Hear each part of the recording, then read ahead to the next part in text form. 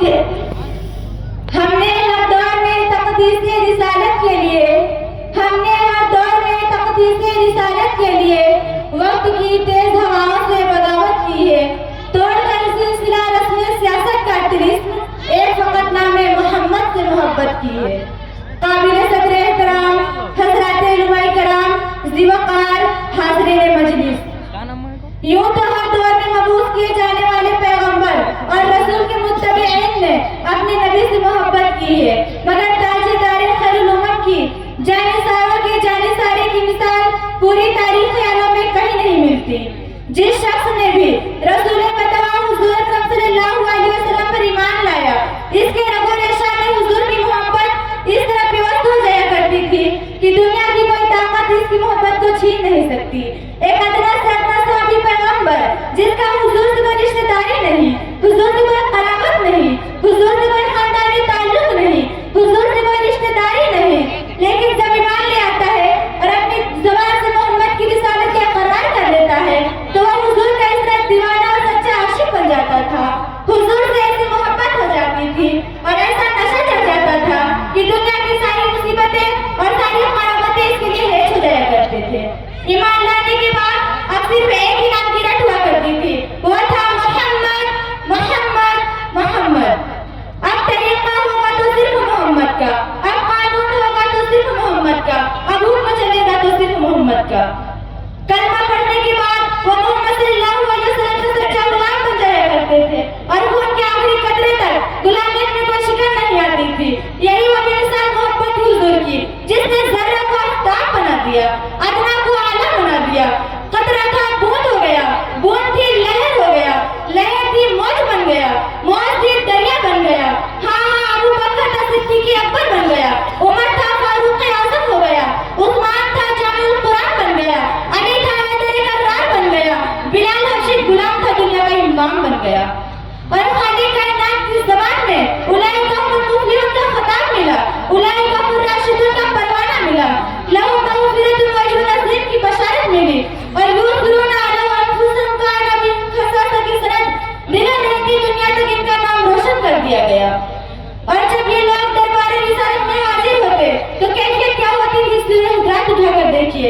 ارشاد بادی ہے ان الذین یغضون اصواتهم عند رسول اللہ اولئک الذین امتحن اللہ قلوبهم للتقوی لهم مغفرۃ واجر عظیم۔ جو لوگ رسول اللہ صلی اللہ علیہ وسلم کے سامنے اپنے آواز کو پست رکھتے تھے، یہ وہی ہے جن کے دلوں کا امتحان خدا تعالیٰ نے تقوی میں لیا ہے۔ ترمذی شریف کی روایت ہے، حضور صلی اللہ علیہ وسلم جب کلام کرتے تو تمام صحابہ کرام ادب سے نگاہ جھکا لیا کرتے، گویا سروں پر پرندہ بیٹھا ہو۔ اللہ اکبر، یہ ادب تھا حضور